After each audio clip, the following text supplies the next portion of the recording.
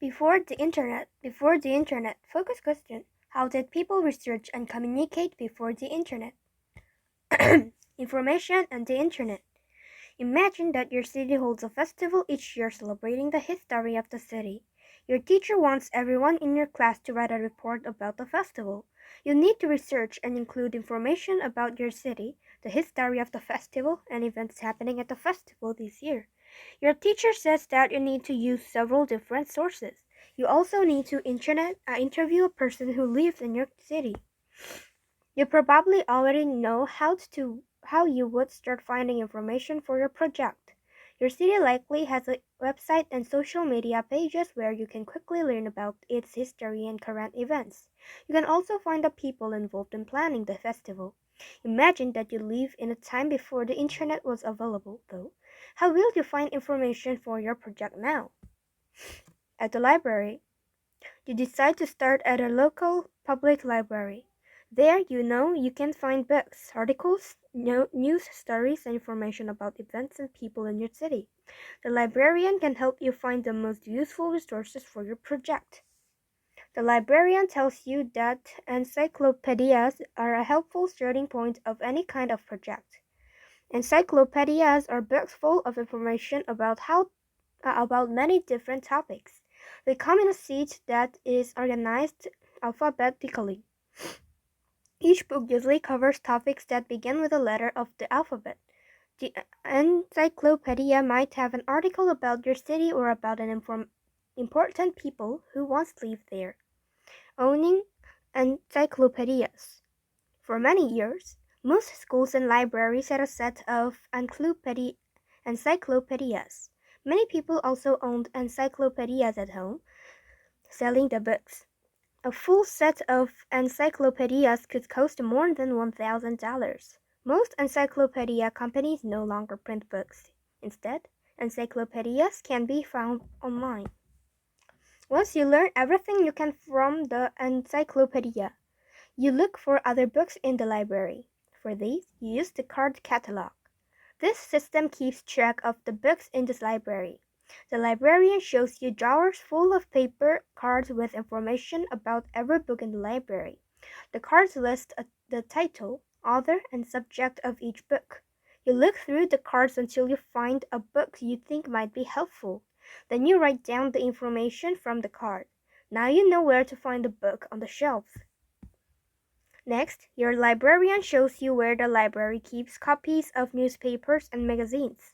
You look through old newspapers to find stories about festivals in past years. Your library also has recordings of local TV and radio news stories. You find old photographs and video recordings of events that happened at the festival. In the news, you can check the news to find information about this year's festival too. Your city's newspaper might have an article about the upcoming festival. Your local news station might do a story about it too. Your library has a copy of the most recent newspapers, and your parents have a newspaper delivered to your home each day. You plan to watch the evening news to see the story on TV. To find out when to watch local news, you look in a TV guide. The guide is printed in your local newspaper. It lists every TV channel available in your area and every show playing on these channels at every hour of the day.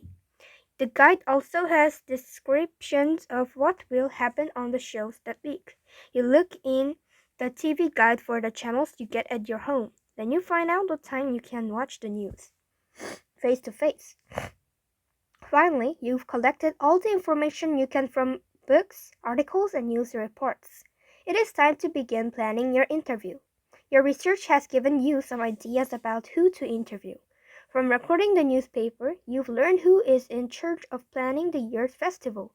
The local news interviewed a man who has been to 50 festivals. You decide you'd like to interview him too.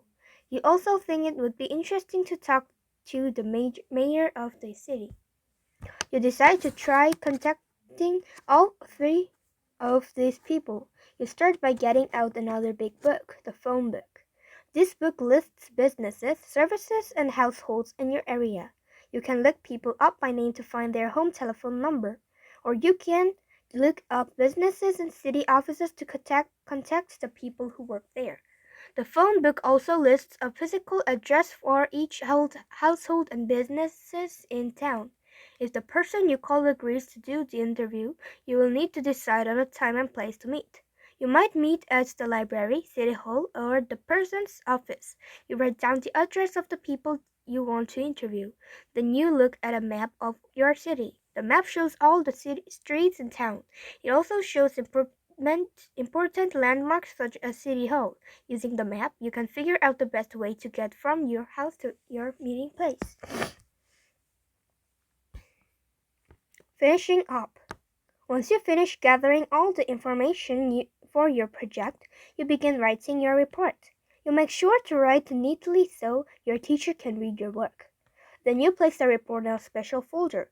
You don't want to get dirty or wrinkled before you hand it in to your teacher. Finally, you have some free time. Maybe you can go back to the TV guide to find a show to watch for fun. Maybe you grab the phone book again so you can call a friend. Or maybe you find the closest video store so you can rent a movie to watch. A word of technology. As internet use became more common in the 1990s, research and schoolwork changed a lot. Many other activities such as communication and entertainment changed too. What tools do you use to do your schoolwork, get in touch with people, and plan your free time? Technology has changed the world in many ways. There is new technology every day, and the world continues to change. In a few years, the tools you use today might seem slow and out of date. What do you think the world will be like then?